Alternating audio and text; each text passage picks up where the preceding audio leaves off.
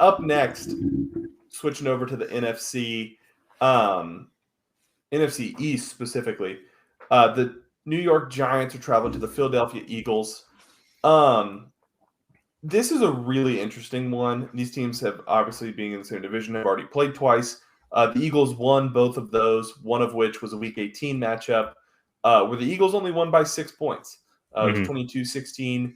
And the Giants were not playing any of their starters, really. It was pretty much all second-string guys. This is interesting. I kind of like the Giants in this matchup. I just what they've done. Brian Dabble has continued to make improvements on this offense despite losing multiple weapons. The Eagles kind of limped in, losing two of their last 3. Both with Gardner Minshew. Yeah, and Jalen Hurts still looked injured in Week 18, but he got some playing time in.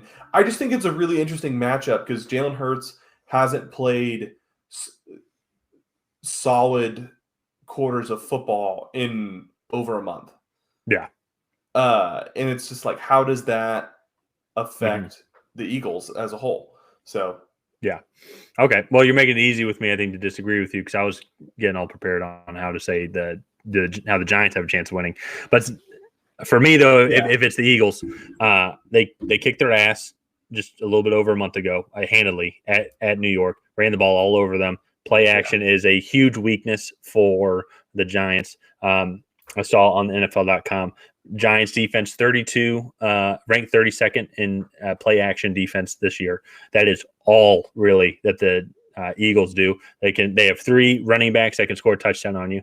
AJ Brown, Devontae Smith. I think double check me on my stacks here, but I'm pretty sure Devontae Smith is over 1,000-yard receiver. Pretty sure AJ Brown also is as well. Dallas Goedert as a tight end who missed 5 games is 700-yard receiving, and I think has over 50 receptions, if I'm not mistaken, as well. And that's just the offensive side of the ball, let alone the fact that Giants still have a somewhat weak offensive line. They have been played great great play by Daniel Jones and Saquon Barkley. I have spoken very highly of Brian Dable. I still think he is Coach of the Year candidate with what he has done with the team. However, though, this front 4, I think, is going to terrorize this Giants offensive line, even though they have played better, and they played better against Minnesota. However, comparing the Minnesota defensive line to comparing the Eagles defensive line, it's no contest. Absolutely not. And so, and that's just the defensive line as well. Eagles have great secondaries. Giants have overachieved with the receivers that they're going to be starting with Darius Slayton, Richie James, and then also Isaiah Hodgins as well. I think one reason why the Giants won. Oh, Jesus, are you serious? I can hear you. Sorry, you cut out for like 2 seconds. Yeah. Okay. All right. Maybe it's you. Maybe it's not me. Write in the comment on who it is. I'm sure it's probably me. But where'd you lose me at? I only lost you for like 2 seconds. Okay. All right. So achieved with the receivers that they have. I think one of the main reasons why the Giants were able to beat the Vikings is it happened the sequence of events happened perfectly for the Giants. Where Vikings, yes, they went down and scored, but Giants immediately went down and scored. Then 3 and out stopped by Kayvon Thibodeau and the Giants defense. And immediately Giants were able to take advantage of the Vikings' weak defense, score again, take the lead, and then they never relinquished the lead again after that. So they were able to control it. Pretty sure they didn't relinquish the lead. If not, it was close. They were still able to control the clock, control their game plan. If the Eagles get up, like how they've done in the past couple of games, and they get up 14-0 pretty quickly, whatever game plan that the Giants had of trying to control the clock, slow the game down, and run the ball a lot, trying to have these 13-play drives, that goes out the window. You have to be able to both run and pass the ball against this Eagles defense. And so when we have seen the Eagles lose, the only time that they lost with Jalen Hurts was Washington was able to get the lead, and then they were able to control the clock. They got lucky as well with the Eagles. Just having just kind of a loose game, had some turnovers. Eagles should have won that game, even with Washington winning majority of the time. So, not that I don't think the Giants don't have a chance. It is the third game that they're going to be playing. As I says, I think Brian Dable is going to come in with a great game plan. But even if Jalen Hurts still is a little sore, they've had the extra week to heal him, to heal Lane Johnson as well. If Lane Johnson isn't on, I'm pretty sure they wouldn't do him. But unless if it was just no doubt or season-ending injury. I just think the Eagles at home with the extra rest, I just think they're the overall better team. Yeah, no, I agree. And my overall pick will be the Eagles.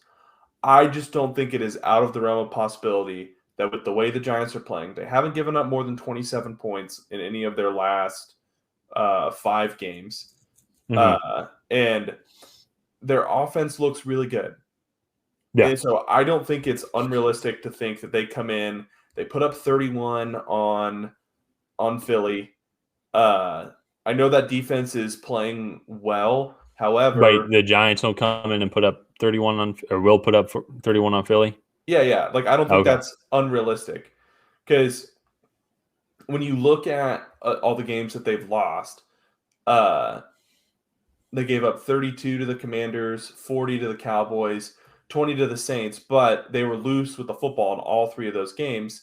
And I want to say they had multiple turnovers in the last game with the Giants as well, which puts them at multiple turnovers in each of their last 3 games. So them being loose with the football has kind of become a bit of a trend.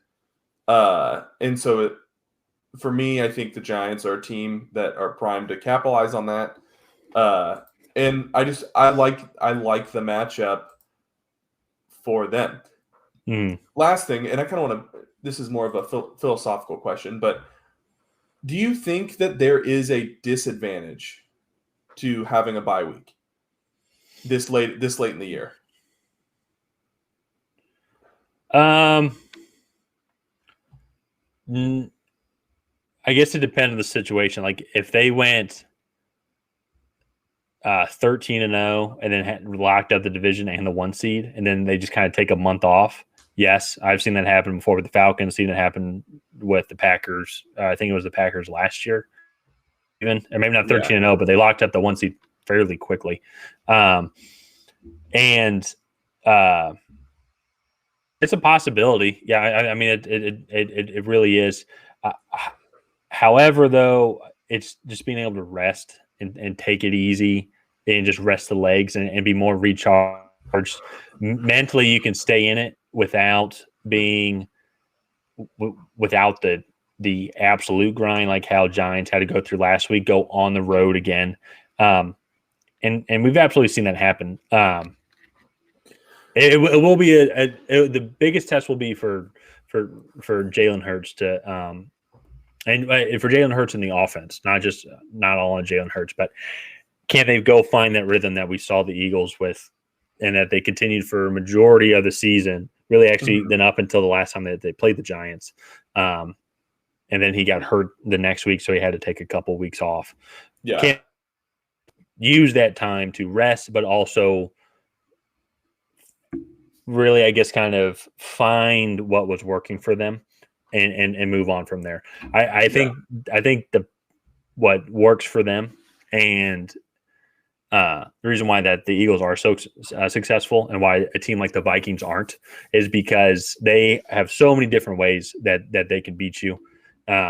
We've seen them win low-scoring defensive games where it's all about who wins the trenches, but both offenses are struggling to score that day. We've seen them win shootout games. We've seen them contend in shootout games. And honest, if we're being completely honest, they should have beat the Cowboys.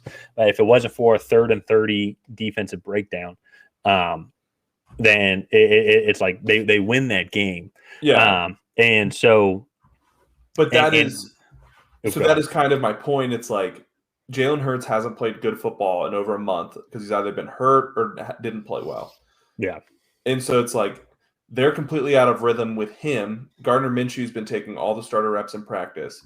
Now Jalen Hurts comes back. trying to get back in a rhythm, but didn't appear to do that 2 weeks ago against the Giants. Yeah. And so for me, part of it is like I think the Eagles might have a slow start, specifically on offense, just because those guys haven't played together in like a month.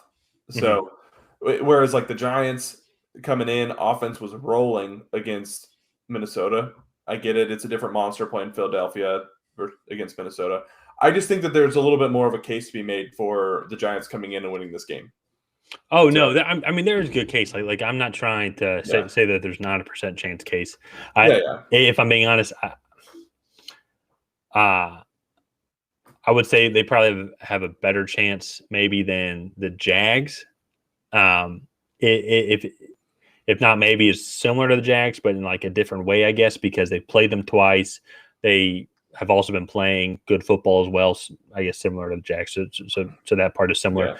Yeah. It just we'll just all have to see. I mean, because there are, especially over the past couple of decades, where the 1 seed definitely seems rusty and comes out and is completely just falls over, and the team that played the week before is still in rhythm. But at the same time, though, we're forgetting all the other times when that's fair. When the 1 seed is just they just keep on going, just how they've been, business as usual. They have a bunch of veterans on that team. They like shoot, even AJ Brown. I mean, of course, I guess he was the 1 seed. So last year, and Tennessee lost to the Bengals. So I guess it doesn't actually. Yeah, that's a very good example. Yeah, but he. What was I going to say? Oh, but so he still has playoff experience. I mean, a lot of these offensive line members were the same, like Jason Kelce. Jason Kelce was the center when they won the Super Bowl a couple of years ago. I'm pretty sure Lane Johnson was also still there. Yeah. Lane Johnson's been there his whole career. Yeah. So this is like a lot of the core pieces there, have veteran experience